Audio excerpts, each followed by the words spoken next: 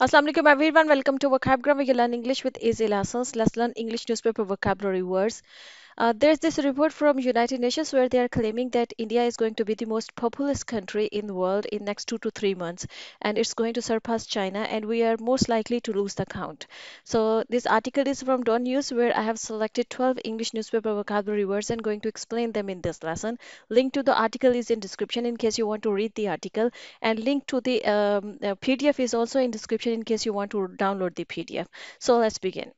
Our first English newspaper vocabulary word is populous. Populous is an adjective and it means having a large population. ठीक है, किसी country की अगर बहुत ज़्यादा या किसी सिटी की किसी भी इलाके की अगर बहुत ज़्यादा पॉपुलेशन है, वहाँ पर आबादी बहुत ज़्यादा है, तो उसको कहा जाता है कि ये पॉपुलस कंट्री है या ये पॉपुलस सिटी है। ठीक है, जहाँ पर आबादी बहुत ज़्यादा हो। अच्छा, ये जो सेंटेंसेस है ये उस आर्टिकल से लिए हुए हैं, और ये हाँ, डॉन न्यूज़ की जो थी हेडलाइन थी। ठीक है, सारे सेंटेंसेस आर्टिकल से ही लिए हुए हैं ताकि आपको समझ में आए कि उन्होंने किस मीनिंग में इस वर्ड को यूज़ किया है।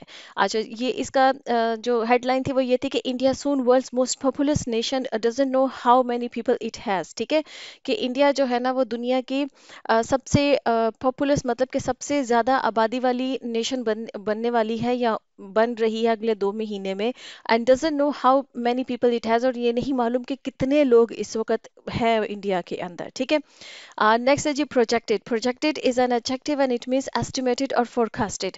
किसी चीज़ को एस्टिमेट करना, उसका अंदाज़ा लगाना, या किसी चीज़ को फोरकास्ट करना कि नेक्स्ट आने वाले टाइम में ये होने वाला है, तो उसके लिए हम प्रोजेक्टेड वर्ड जो है वो यूज़ करते हैं। और जैसे कि इसका सेंटेंस उन्होंने इस तरह से यूज़ किया था कि in 2 months India is projected to become the world's most populous country with over 1.4 billion people. ठीक है, वो कह रहे हैं कि अगले 2 महीने में इंडिया इज प्रोजेक्टेड, मतलब कि इंडिया के बारे में ये एस्टिमेशन या ये फोरकास्ट किया जा रहा है कि to become the world's most populous country, के दुनिया में सबसे ज़्यादा आबादी वाला मुल्क बनने वाला है, विद ओवर 1.4 बिलियन पीपल, के उसके जो लोग हैं वो 1.4 बिलियन से ज़्यादा होंगे, उसकी जो आबादी होगी।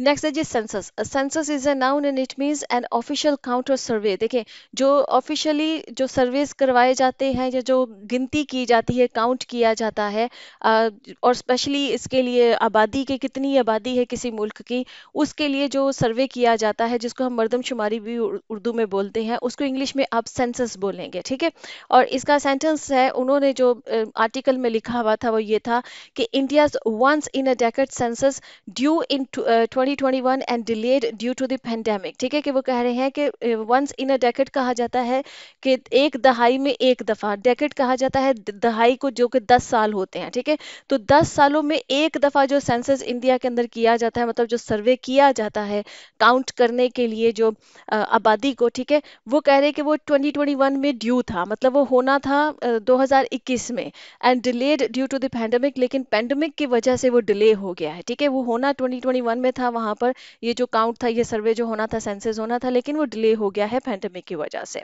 Our next English newspaper vocabulary word is bog down. Bog down is a phrasal verb and it means to prevent someone something from moving or progressing. ठीक है, bog down किसी चीज को या किसी इंसान को करने का मतलब ये है कि उसे आगे बढ़ने से रोकना। ठीक है, वो मूव ऑन कर जाए, आगे बढ़ जाए, या प्रोग्रेस करे, तरक्की करे, किसी भी चीज के। ठीक है, उस इंसान को या उस चीज को आगे बढ़ने से या तरक्की करने से रोकने के लिए हम ये फ्रेजल वर्ब बोग डाउन जो है वो यूज करते हैं। और इसका सेंटेंस ये है कि has now got bog down by technical and logistic hurdles. ठीक है, वो कह रहे हैं कि 2021 में 2021 में ये सेंसस होना था, लेकिन वो बोग डाउन हो गया, मतलब कि वो रुक गया, वो आगे बढ़ नहीं पाया है। और उसकी वजह क्या हुई है आगे ना बढ़ने की? कुछ टेक्निकल हर्डल्स आ रही, हर्डल्स कहते हैं रुकावटों को। ठीक है, कि कुछ टेक्निकल रुकावटें आ रही हैं और लॉजिस्टिक हर्डल्स आ रही, लॉजिस्टिक कहते हैं, लॉजिस्टिकल कहते हैं जो आमदोरफ्त वाली जो होती है, आना जाना जिसमें इंक्लूड होता है। ठीक है, तो आमदोरफ्त वाली कुछ जो है वो हर्डल्स आ रही हैं, रुकावटें आ रही हैं, जिसकी वजह से ये जो सेंसस है ये हो नहीं पा रहा है, ये बोक डाउन हो गया है, मतलब कि ये आगे बढ़ नहीं पा रहा है। आगे है जी हमारे पास नेक्स्ट इंग्लिश वोकैबुलरी वर्ड है, वो है mammoth. Mammoth is an adjective and it means extremely large and huge. Mammoth कहना हो एडजेक्टिव है, चूंकि ऑब्वियसली तो किसी चीज के बारे में कहना है कि ये बहुत ज्यादा है। ठीक है, तो उसके लिए हम जो है ना मेमथ वर्ड यूज करते हैं। एडवांस वर्ड है एक्सट्रीमली लार्ज के लिए या ह्यूज किसी चीज़ को कहना तो उसके लिए आप एडवांस वर्ड अगर यूज़ करना है तो मेहमत कह सकते हैं। जैसे कि अगर आपने किसी को कहना हो कि I am very grateful for your मेहमत कंट्रीब्यूशन, ठीक है, कि आपकी यह मेहमत सपोर्ट, ठीक है, आपकी जो इतनी ज़्यादा सपोर्ट थी मैं उसके लिए बड़ा शुक्रगुजार हूँ, उसके लिए बड़ा ग्रेटफुल हूँ, ठीक है। तो मेहमत का मतलब हो गया बहुत ज़्यादा। सेंटेंस में उन्होंने इस तरह से इसको यूज़ किया था कि and there are no signs the मेहमत exercise is likely to begin soon, ठीक है, कि वो कह रहे हैं कि किसी किस्म का कोई साइन अब नज़र नहीं आ रहा है, मतलब कि कोई भी ऐसा निशान नज़र नहीं आ रहा है कि ये जो मेहमत एक्सरसाइज है, जाहिर बात है कि मुल्क में आबादी को काउंट करना ये बहुत बड़ी एक्सरसाइज होती है, ये बहुत बड़ा काम होता है।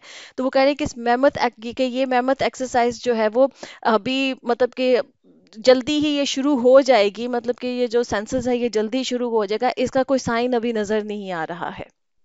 नेक्स्ट हमारे पास है वो है indispensable. Indispensable is an adjective and it means absolutely necessary. कोई चीज बहुत ज्यादा जरूरी हो तो उसके लिए आप कहेंगे इंडिस्पेंसिबल, कि ये चीज इंडिस्पेंसिबल है, मतलब कि ये बहुत जरूरी है, इसका हो जाना चाहिए। जैसे कि इसमें सेंटेंस में उन्होंने इस तरह से इसको यूज किया था कि calling census data indispensable. Rachna Sharma a fellow at the National Institute of Public Finance and Policy, ठीक है, रचना शर्मा के बारे में कहा जा रहा है कि जो वहाँ पर एक मेंबर है वो national Institute of Public Finance and policy की, उन्होंने ये बात बोला है कि ये जो कॉलिंग सेंसस डेटा, ये जो मतलब कि जो मर्दमशुमारी करके जो डेटा है कलेक्ट किया जाता है, ये इंडिस्पेंसिबल है, मतलब कि ये बहुत ज़रूरी है, मतलब वहाँ पर अब सेंसस हो जाना चाहिए, क्योंकि वो डाटा जो आता है वो नेक्स्ट बहुत सी चीज़ों के लिए जो है ना वो बहुत ही इंडिस्पेंसिबल होता है, एब्सोल्युटली नेसेसरी होता है। अच्छा जी, नेक्स्ट हमारे पास इंग्लिश वोकैबुलरी वर्ड है वो है जी फाइन ट्यून। फाइन ट्यून, अच्छा, ये वर्ब है और इसका मतलब ये होता है किसी भी चीज़ को, किसी डॉक्यूमेंट को, किसी भी चीज़ को फाइन ट्यून करने का मतलब ये होता है कि आप उसमें कोई स्मॉल चेंजेस कर रहे हैं ताकि उसको पहले से बेहतर बनाया जा सके। फॉर एग्जांपल आपने कोई स्पीच लिखी है या आपने कोई रिपोर्ट लिखी है, अब उसको जाहिर बात है कि आप फिर एंड पर उसको फाइन ट्यून करते हैं, मतलब कि उसमें कुछ मामूली सी तब्दीलियां करेंगे, कुछ हो सकता है कि उसकी ड्राफ्टिंग करें आप, या उसमें कुछ वर्ड्स या कुछ सेंटेंसेस आप कुछ कट करें, उसमें कुछ ऐड करें, कुछ स्टैटिस्टिक्स ऐड करें, उसको फाइन ट्यून कर रहे हैं ताकि वो पहले से बेहतर बन सके, ठीक है। तो किसी भी चीज़ को फाइन ट्यून का मतलब ये होता है। तो उन्होंने इस तरह से इसको यूज़ किया है, the delay was largely due to the government's decision to fine tune the census process and make it foolproof with the help of technology. मतलब वो कह रहे हैं कि गवर्नमेंट ने ये जो सेंसस को इतना डिले किया हुआ है, इसकी सबसे बड़ी वजह यह है कि वो फाइन ट्यून करना चाह रहे हैं इस सेंसस प्रोसेस को, कि ये जो काउंट करने का जो प्रोसेस है इसको फाइन ट्यून करना चाहिए, मतलब इसमें कुछ मामूली से तब्दीलियां करना चाह रहे हैं ताकि ज़्यादा बेहतर तरीके से हो सके और इसको फुल प्रूफ किया जा सके। फुल प्रूफ का मतलब ये होता है किसी चीज़ को करना कि उसमें एरर की गुंजाइश ना रहे, गलती की गुंजाइश ना रहे, तो उसको फुल प्रूफ किया जा सके with the help of technology, कि टेक्नोलॉजी के जरिए जो है ना वो उसको फुल प्रूफ किया जा सके ताकि उसमें किसी किस्म की कोई एरर की या किसी गलती की गुंजाइश ना रहे।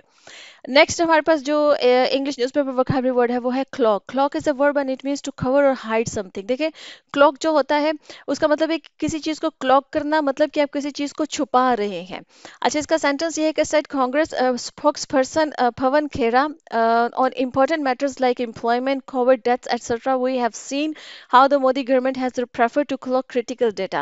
अच्छा, ये जो अपोजिशन है, जो कांग्रेस वाले हैं, वो मतलब कि गवर्नमेंट के ऊपर जो है वो ये ब्लेम कर रहे हैं कि वो गवर्नमेंट जो ये सेंसस नहीं करवा रही है, इसमें सबसे बड़ी रीज़न ये है कि वो कुछ इंपॉर्टेंट डेटा को हाइड करना चाह रहे हैं, क्लॉक करना चाह रहे हैं। जैसे फॉर एग्जांपल कितने लोग अनएम्प्लॉयड हैं इस वक्त, वो इस डाटा को क्लॉक करना चाह रहे हैं, या कोविड के दौरान में कितनी डेथ्स हुई हैं वो इस डाटा को क्लॉक करना चाह रहे हैं। तो इसलिए जो है ना वो कह रहे हैं कि वो गवर्नमेंट जो है ना वो इसको नहीं कर रही है।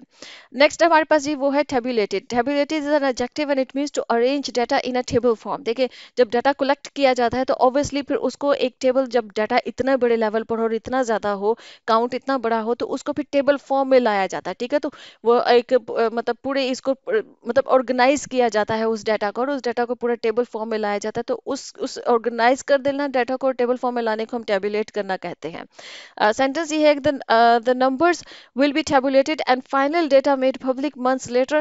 The entire exercise was estimated to cost 87.5 billion rupees in 2019। ठीक है, वो कह रहे हैं कि 2019 में जब एस्टिमेट किया गया था तो वो ये कह रहे थे कि क्योंकि ये काम जो है वो स्कूल टीचर्स से करवाया जाता है, तो कहते हैं कि more than 3 lakh school teachers हैं जो कि जो है वो जाकर जो सेंसस है उसको कंडक्ट करेंगी। उसको कंडक्ट करने के बाद फिर जो वो डाटा जो आएगा कलेक्ट होकर, उसको टेबुलेट किया जाएगा, मतलब कि उसको ऑर्गेनाइज किया जाएगा, उसको टेबल फॉर्म में लाया जाएगा। और वो कह रहे हैं कि 2019 में जो एस्टिमेशन लगाया गया था वो ये लगाया था कि इस सारी एक्सरसाइज के ऊपर जो है वो 87.5 बिलियन रुपीस का जो है वो कॉस्ट आएगी, उसका खर्चा आएगा। नेक्स्ट हमारे पास है वो है जी disruption. Disruption is a noun, it means disruption to interrupt an event और एक्टिविटी। डिसरप्शन होता है कि आप किसी को कोई एक्टिविटी हो रही है या कोई इवेंट हो रहा है, आप उसको इंटरप्ट कर दें, ठीक है, उसको मतलब कि रोक दें कुछ देर के लिए, उसमें मुदाखलत कर दें, ठीक है, किसी किस्म की कि उसको रोक दें। तो इसका मतलब है जो भी चीज़ रोक रही है ना उस इवेंट को या इस एक्टिविटी को, उसको आप डिसरप्शन कहेंगे, ठीक है। रुकावट कह सकते हैं उसको, कि उसमें रुकावट डाल देना ताकि वो रुक जाए चीज़, तो वो डिसरप्शन कहलाती है। सेंटेंस ये है कि however teachers have return to schools after the pandemic disruption and have to conduct 9 state elections in 2023 and national elections in 2024 besides the census and this would again disrupt teaching. ठीक है, वो कह रहे हैं कि चूंकि टीचर्स जो है वो स्कूल्स में वापस आ चुके हैं पैंडेमिक के बाद, पैंडेमिक की जो डिसरप्शन हुई थी, क्योंकि पैंडेमिक जब आया था तो ऑब्वियसली स्कूल्स बंद हो गए थे, तो ये डिसरप्शन थी, ये रुकावट आई थी, ठीक है। तो वो कह रहे हैं कि उस डिसरप्शन के बाद जो है वो टीचर्स स्कूल्स में आ तो गए हैं, लेकिन अब उनके ऊपर जो जिम्मेदारियां हैं, उन्होंने 2023 में जो है वो 9 स्टेट्स के इलेक्शंस को कंडक्ट करवाना है, फिर उन्होंने नेशनल इलेक्शंस जो होने हैं 2024 में वो कंडक्ट करवाना है। तो वो कह रहे हैं कि ये सारा जो प्रोसेस है, फिर वो अगर उसमें उसमें सेंसस का काम भी उनको दे दिया जाए, इस सर्विस का जो काम है वो भी दे दिया जाए, तो इट विल डिस्टर्ब टीचिंग के, मतलब वो टीचिंग को फिर अब जो है ना वो डिस्टर्ब करेगा, उसमें रुकावट डालेगा। नेक्स्ट है जी roll out. Roll out is a phrasal verb in it means to officially launch और इंट्रोड्यूस।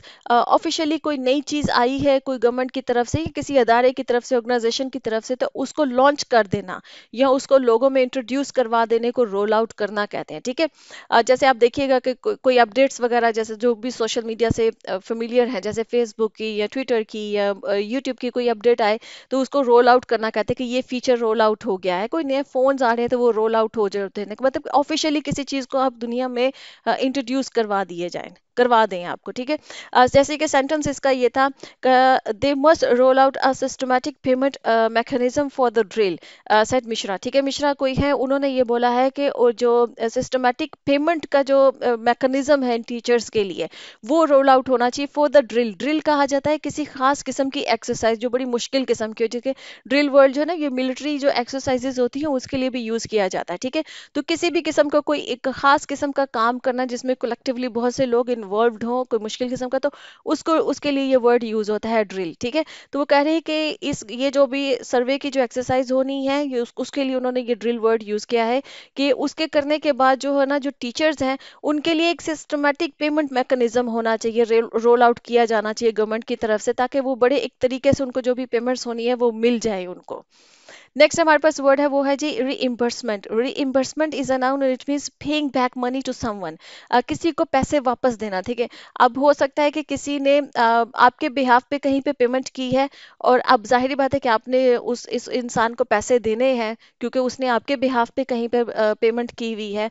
तो वो जो पे बैक करना होता है ना मनी किसी को, वो रीइंबर्समेंट कहलाती है। या खुदा ना खास्ता आपने किसी का नुकसान किया है, वो ऑब्वियसली उसको पे बैक करना है, उसका हर्जाना भरना होता है ऑब्वियसली, तो उसको भी रीइंबर्समेंट कहते हैं। तो पे बैक करना किसी की किसी एक्टिविटी के लिए, किसी काम के लिए, किसी ने आपके बिहाफ पे कोई काम किया है तो उसको पे बैक करना, तो वो भी रीइंबर्समेंट कहलाता है, ठीक है। तो जैसे सेंटेंस में उन्होंने इस तरह से इसको यूज किया था कि teachers deserve respect and they can't B running around demanding reimbursement for conducting the largest counting exercise on earth, ठीक है। वो ये कह रही हैं कि टीचर्स के लिए भी ना वो उनके लिए रिस्पेक्ट होनी चाहिए, वो डिजर्व करते हैं कि रिस्पेक्ट को डिजर्व करते हैं, and they can be running around demanding reimbursement. मतलब ये नहीं कि वो बस इधर उधर जो ना भागते फिर रहे हैं, जो इतनी बड़ी जो काउंटिंग एक्सरसाइज है वो इतनी बड़ी को कंडक्ट करने के बाद अब अपनी पेमेंट के लिए वो इधर उधर लोगों की तरफ भागते फिर रहे हैं रीइंबर्समेंट के लिए कि उनको पेमेंट मिल जाए। तो कहते हैं कि ये चीज़ नहीं होनी चाहिए, इसके लिए उनके लिए एक जो ना वो पूरा एक मैकेनिज्म जो है ना, वो एक सिस्टमेटिक मैकेनिज्म जो है वो रोल आउट होना चाहिए, ताकि उनको जो रिस्पेक्ट है उनकी वो डिस्टर्ब ना हो, ठीक है जी। ओके जी फ्रेंड्स, यहाँ पर जो लेसन है खत्म होता है। आई होप कि लेसन इंटरेस्टिंग था, आपने नए वर्ड सीखे हैं तो मुझे बताइएगा ना। सी यू नेक्स्ट लेसन। अल्लाह हाफिज़।